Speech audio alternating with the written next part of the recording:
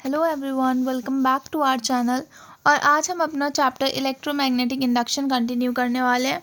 आज हम इसमें पढ़ने वाले हैं सेल्फ इंडक्शन के बारे में। Okay, so let's get started now. पहले मैं सेल्फ इंडक्शन की डेफिनेशन लिखा देती हूँ थोड़ा, ताकि आपको बोर्ड्स में लिखना जो रहता है उसका वाला काम हो जाए। फिर मैं उसको समझाती हूँ ईजी लैंग्वेज में। तो self induction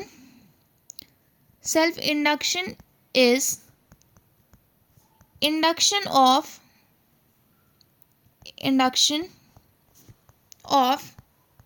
EMF in coil due to its self current change। मतलब सेल्फ इंडक्शन मतलब कि कोई कॉयल है ना, कॉयल का खुद ही अपने अंदर ईएमएफ इंड्यूस करना जब उसमें करंट चेंज होता है। अब इसको और समझ लेते हैं। If current in the coil changes by del I in a time of interval delta t, the average coil EMF induced in coil is equal to, मतलब कि अगर सपोज कि जो करंट है कॉइल में वो चेंज कर रहा है डेल आई से कितने टाइम इंटरवल में, डेल टी में, तो एवरेज कॉइल ईएमएफ के अंदर कितना इंड्यूस होगा। इसके पहले जैसे कि देखो, जैसे ही कॉइल के करंट में इंक्रीज या डिक्रीज होता है तो कॉइल के अंदर जो मैग्नेटिक फ्लक्स होता है ना वो भी चेंज होता है। और इसी फ्लक्स के चेंज की वजह से कॉइल खुद ही एक अपोजिंग ईएमएफ प्रोड्यूस करती है। ये ईएमएफ हमेशा चेंज को अपोज करता है, ठीक है ना, लेंज लॉ के हिसाब से। अब इसका फॉर्मूला क्या हो जाएगा, E इज इक्वल टू, एक second, E is equal to minus N del phi by D T या फिर डेल टी, ठीक है ना। यानी number of turns into change in flux upon में change in time. Minus sign क्या बताता है कि ईएमएफ अपोज करती है करंट को या फिर फ्लक्स के चेंज को अपोज कर रही है, ठीक है ना। अब फ्लक्स और करंट का रिलेशन देख लेते हैं। उसके पहले मैं कुछ और लिख के समझा देती हूँ कि टोटल फ्लक्स जो कि है अपना n इंटू में phi passing through a coil due to its self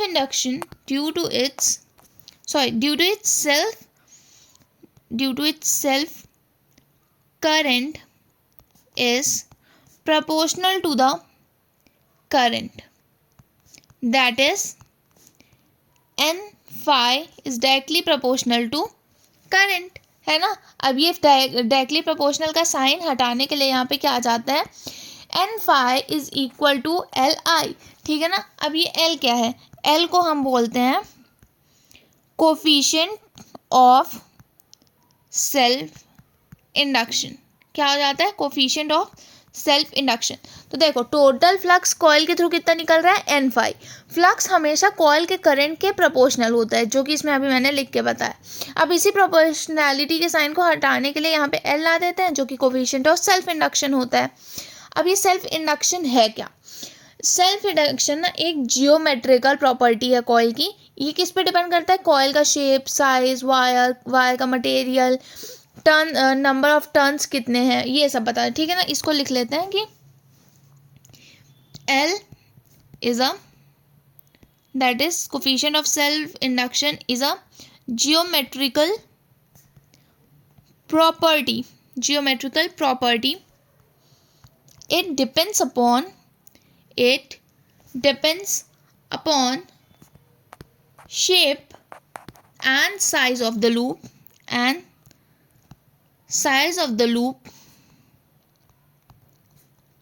turns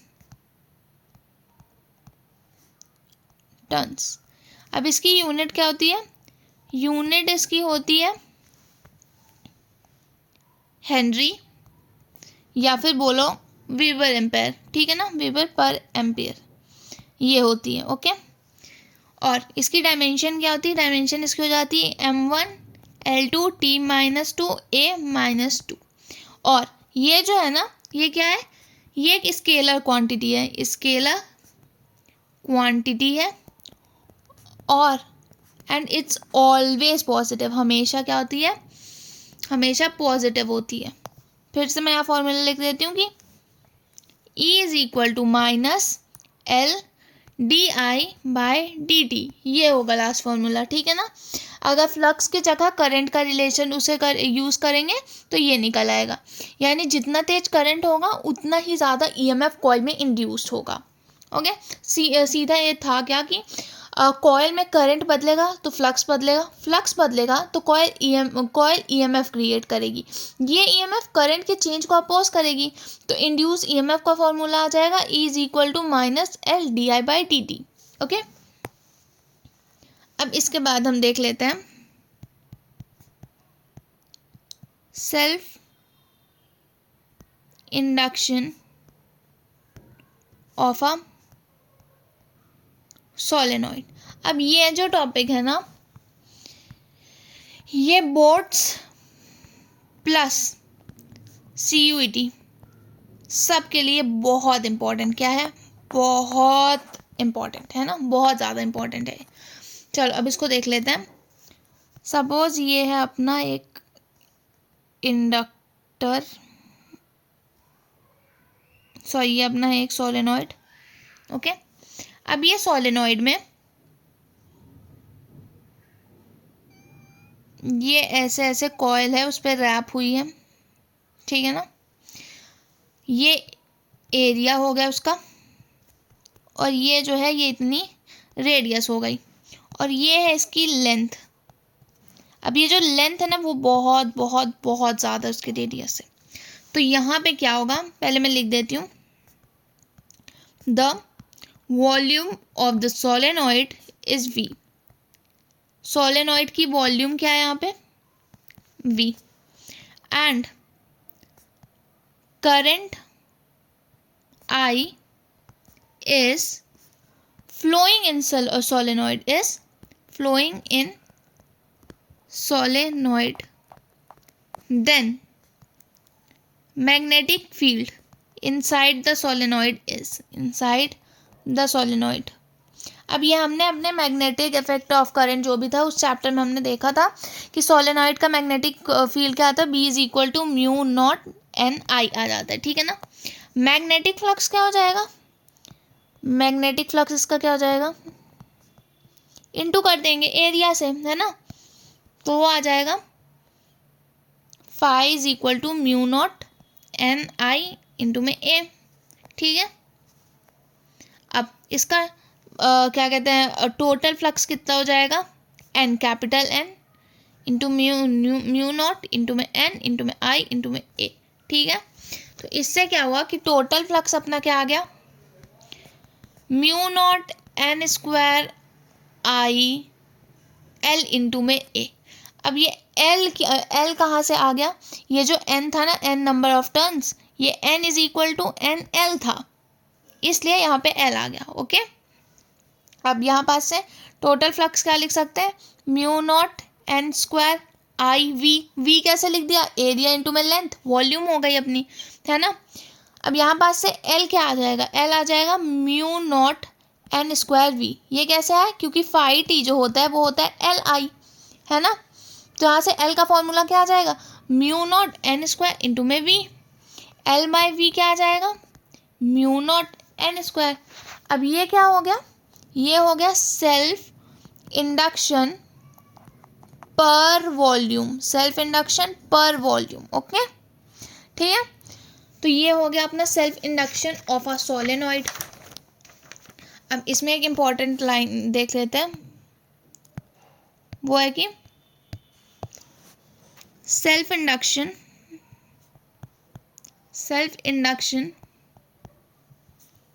is the physical property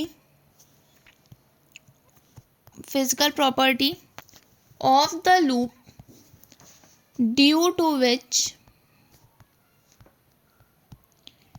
it opposes the change in current. Okay, तो सेल्फ इंडक्शन एक ऐसी फिजिकल प्रॉपर्टी होती है लूप की जिसकी वजह से वो क्या करता है, अपोज करता है चेंज इन करंट। करंट में जो भी चेंज आ रहा है उसको अपोज करता है। अब देख लेते हैं हम इंडक्टर के बारे में। क्या इंडक्टर को किससे लिखते हैं, एल से, ठीक है।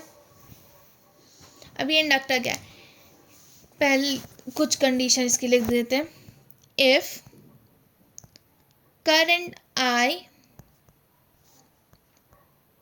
through the inductor is increasing, the induced EMF will oppose the increase in current, then it will be opposite to the current। अब ये है अपना एक सोलेनॉइड, ठीक है ना। रुको मैं बना के दिखा देती हूँ। ये है एक सोलेनॉइड, ठीक है। ये इंड्यूस हुआ, ये इसमें करंट आई जा रहा है जो कि बढ़ रहा है। तो क्या है कि if current I through the inductor is increasing, the induced EMF will oppose the increase in conductor in current, then it will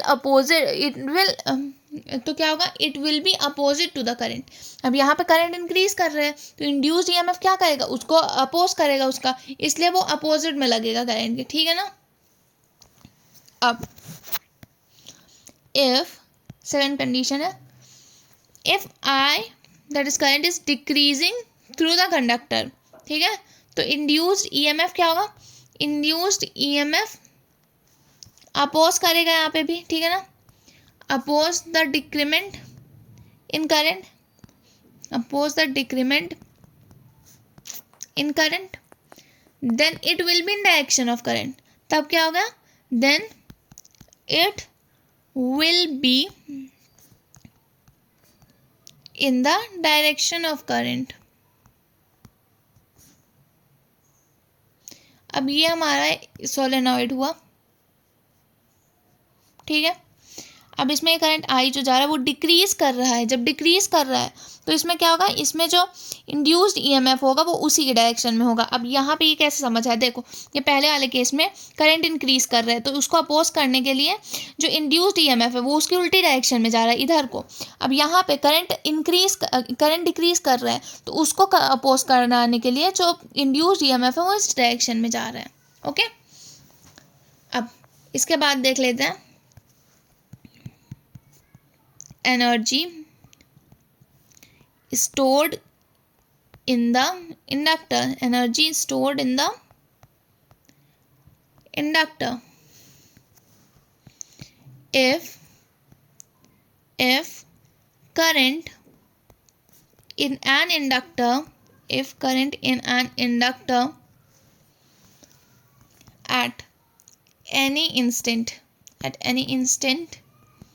is I and increasing at the rate of di by dt, the induced EMF will oppose the current, then it will behave like this, it will behave like this। अब इसमें क्या है, ये रहा अपना solenoid, sorry मतलब ये रहा अपना इंडक्टर। तो if current in an inductor at any instant is I and increasing at the rate of D I by D T, मतलब यहाँ पास से करंट फ्लो कर रहा है आई और वो इंक्रीज कर रहा है आई, ठीक है ना, with the rate D I by D T, the induced E M F will oppose the current. तो जो इंड्यूस्ड ई एम एफ होगा वो करंट को क्या करेगा, अपोज करेगा।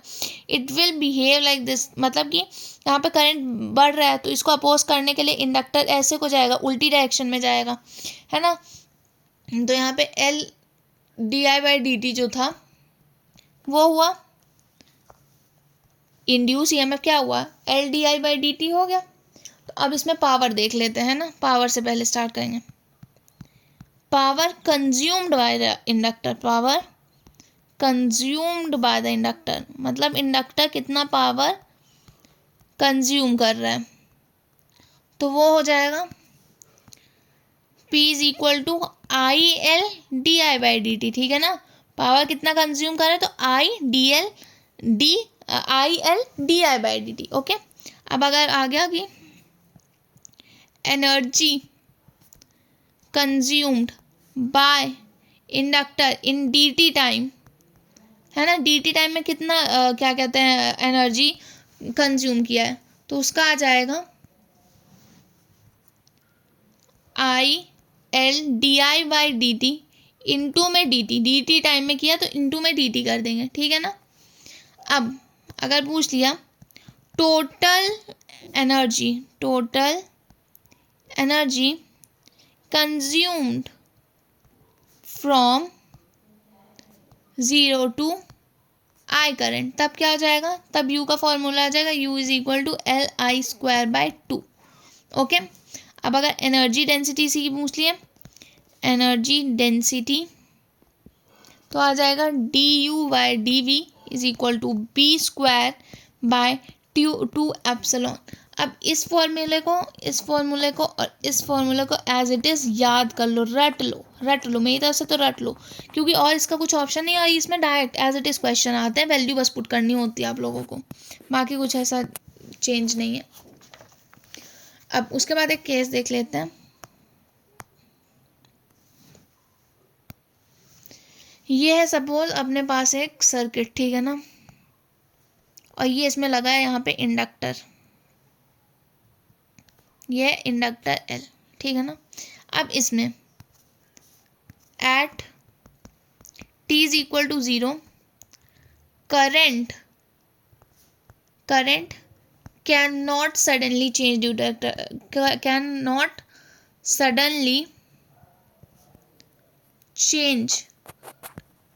To inductor. अब टी इज इक्वल टू 0 में करंट ना सडनली चेंज नहीं होगा इंडक्टर की वजह से, और at T is equal to infinite current become constant and potential difference across the inductor become 0। हाँ, तो t इज इक्वल टू 0 पे करंट सडनली चेंज क्या कहते हैं, सडनली चेंज हो जाता है, सडनली चेंज नहीं होता है इंडक्टर की वजह से, है ना। और T is equal to infinite time पे करंट जो होता है वो कांस्टेंट हो जाता है और पोटेंशियल डिफरेंस जो होता है इंडक्टर के अक्रॉस वो 0 हो जाता है ना। अब इसको मैं लिख के समझा देती हूँ, जैसे कि ई था is equal to L D I by D T, ठीक है।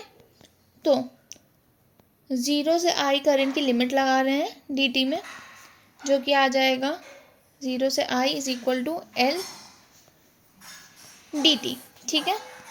तो ये क्या आ जाएगा, E T is equal to L I, तो यहाँ पे वो क्या कहते हैं ई एम एफ अपना कितना आ जाएगा, L I by T, okay.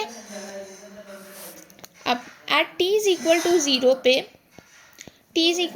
पे जो मतलब क्या कहते हैं, सपोज एक सर्किट में बना देती हूँ, ये है अपना सर्किट, हाँ ये रहा अपना इंडक्टर, यहाँ पे फिर एक रेजिस्टर लगा है और फिर ये ऐसे जाके यहाँ पे ऐसे बैटरी के कनेक्ट हो चुका है और एक इंडक्टर अपना यहाँ पे लगा है, ठीक है। अब यहाँ पास से करंट आई गया, ठीक है, ये रजिस्टर आर है, ठीक है। अब यहाँ पे आर इफेक्टिव जो हो जाएगा, आर इफेक्टिव वो कितना हो जाएगा, 2R हो जाएगा। 2R क्यों हो जाएगा कि सपोज यहाँ पे 0 है, 0 है, 0 है, 0 है, ठीक है ना। ये जो करंट आई मूव किया ये यहाँ पे करेगा, T इज इक्वल टू 0 पे, इंडक्टर पे तो कोई करंट नहीं आ रहा है ना, तो यहाँ पे भी 0 आ जाएगा, इसलिए ये वाला जो होगा वो कैंसिल हो जाएगा, खाली ये R बचेगा और ये वाला बचेगा, इसलिए R इफेक्टिव 2R आ जाएगा। तो I1 is equal to I2 आ जाएगा, ठीक है। तो I1 is equal to I2 is equal to E/2R आ जाएगा, ओके। अब यही अगर at T is equal to infinite की बात होती है ना, सेम सर्किट में ड्रॉ करूँगी, ये रहा अपना इंडक्टर, ये रहा रेजिस्टर, अगेन जाके यहाँ पे लग गया है ना, और यहाँ पे एक ये रहा, ठीक है। अब ये 0 0 0 0 यहाँ पे आया, ठीक है ना। अब यहाँ पे इस वाले में क्या होगा कि इसमें ये I1 करंट यहाँ से गया, तो ये आगे जो डिवाइड होगा ना, तो यहाँ पे I3 जाएगा और यहाँ पे I2 जाएगा। क्यों? क्योंकि T is equal to infinite पे भी क्या कहते हैं, इनफाइनाइट पे जो इंडक्टर होता है उसमें जाता है, और यहाँ पे क्या होता है, इनफाइनाइट टाइम पे जो अपना E हो जाता है वो 0 आ जाता है ना, तो यहाँ पे E क्या आ जाएगा अपना LdI/dt है ना। तो यहाँ पे अब क्या करेंगे, ये जो L इंडक्टर था, ठीक है ना, ये भी रजिस्टर की तरह ही बिहेव करेगा, तो इसका सर्किट क्या बन जाएगा, इसका सर्किट कुछ ऐसा बन जाएगा,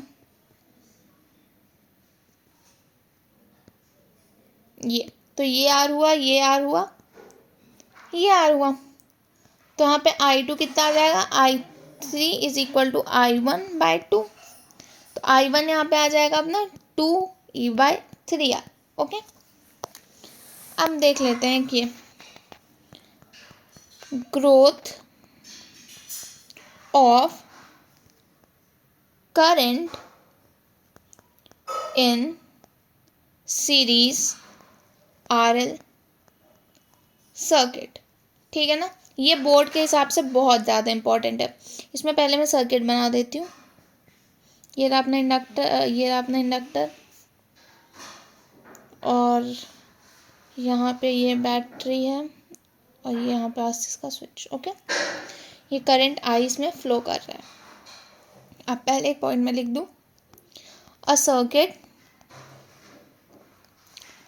consist an inductor,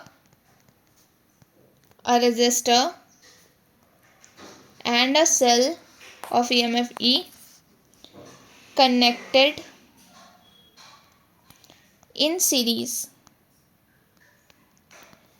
The switch S is closed at t is equal to 0. Suppose at an instant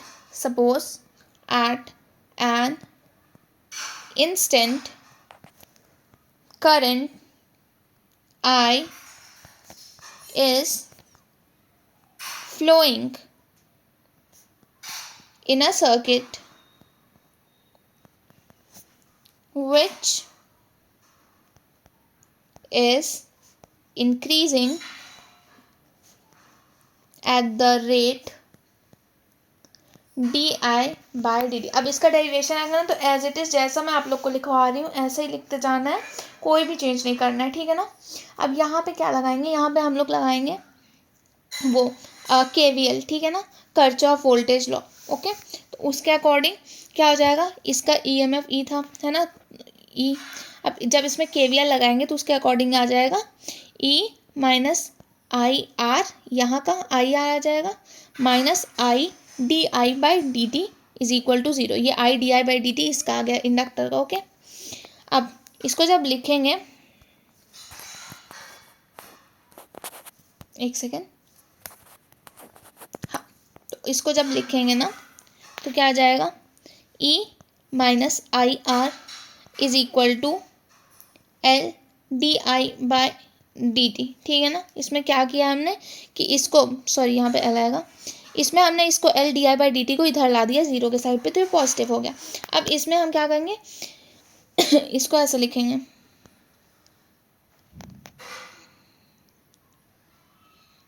अब इसमें हमने लिमिट लगा दी है, ठीक है ना। dt is equal to L, इधर लिमिट लगा दी di/e माइनस आई आर। अब इसमें था क्या कि इस dt को इधर ला के इस e माइनस आई आर को इधर ला दिया, दैट्स इट। और फिर लिमिट लगा रहे हैं हम लोग, तो लिमिट लगेगी 0 से t टाइम की दोनों साइड इधर, और इधर लगेगी 0 से i की। ओके, अब क्या हो जाएगा, t is equal to L under bracket ln EMF minus I R upon में माइनस आर, लिमिट लग गई 0 से i की, तो t कितना आ जाएगा अपना L/R ln E minus I are minus ln E। Okay, अब यहाँ पे ये जो R है, इस वाले R को इधर ला लेंगे और इस L को इधर नीचे ला लेंगे, तो क्या बन जाएगा, अपना बन जाएगा minus RT/L is equal to ln E minus I R by E, ठीक है ना। ये ई नीचे कैसे आ गया, माइनस ln जो होता है ये लॉग का रहता है कि कुछ भी अगर माइनस में है तो उसको डिवाइड में लिख सकते हैं, ठीक है ना, या फिर डिवाइड में है तो उसको माइनस में लिख सकते हैं। तो अब ये आगे क्या होगा, ये आ गया हमारे यहाँ पे।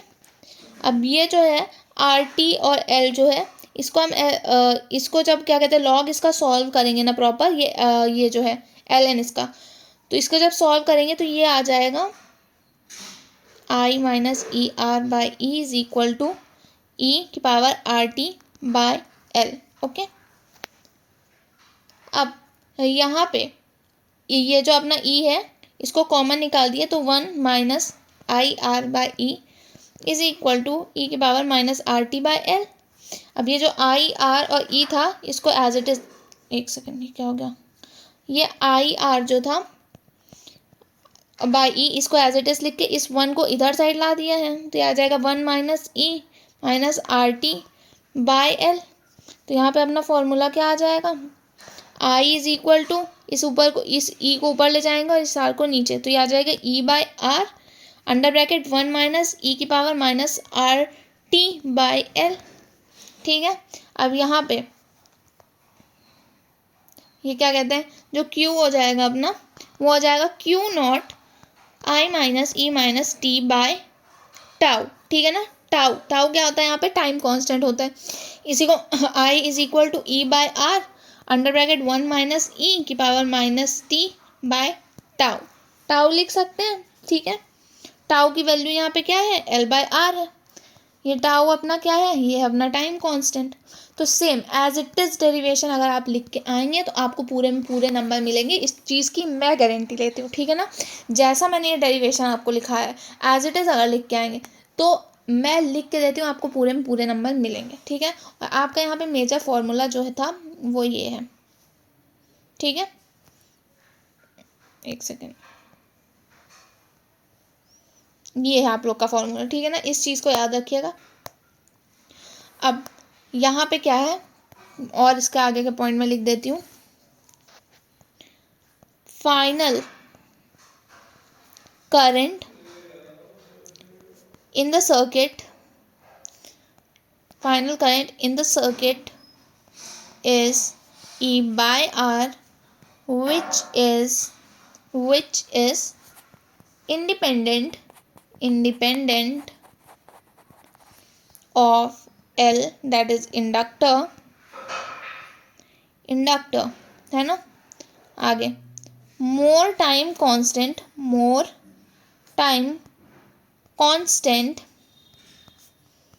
in the circuit imply slower rate of change of current। okay, if there is any change in circuit, if there is any change in circuit containing inductor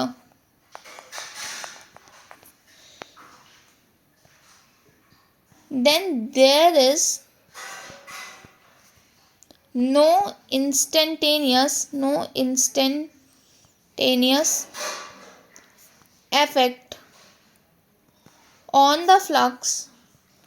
the flux of the inductor. अब पहला point क्या है, final current in the circuit is E by R which is independent of L. जो final current होगा circuit में वो ई by are होगा जो कि इंडिपेंडेंट होगा एल के, that is inductor. More time constant in the circuit employs lower rate of change of current. जितना ज़्यादा टाइम कांस्टेंट होगा उतना ज़्यादा सर्किट में क्या हो जाएगा कि जो चेंज हो रहा है करंट में वो स्लो हो जाएगा। If there is any change in circuit containing inductor then there is no instantaneous effect on the flux of the inductor. अगर कोई ऐसा चेंज हो रहा है सर्किट में जिसमें कि इंडक्टर है तो वो ऐसा कोई भी इंस्टेंटेनियस इफेक्ट नहीं पड़ने वाला इंडक्टर के फ्लक्स पे। तो वहाँ पे क्या हो जाएगा, L1 is equal to L2 I2। Okay, so that's it for today.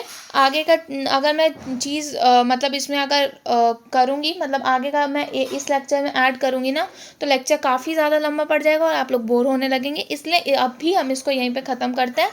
बाकी इसके जो आगे का पार्ट है जो कि हमारा मान के चलिए जो इसके बाद जो पार्ट डलेगा वो लास्ट पार्ट होगा इस चैप्टर के, और वहाँ पे हम अपना ये इलेक्ट्रोमैग्नेटिक इंडक्शन ख़त्म करके अल्टरनेटिंग करंट चैप्टर स्टार्ट करने वाले हैं। Okay, so that's it for today. If you guys have any doubt, please let me know in comment section. Thank you for watching. Bye bye.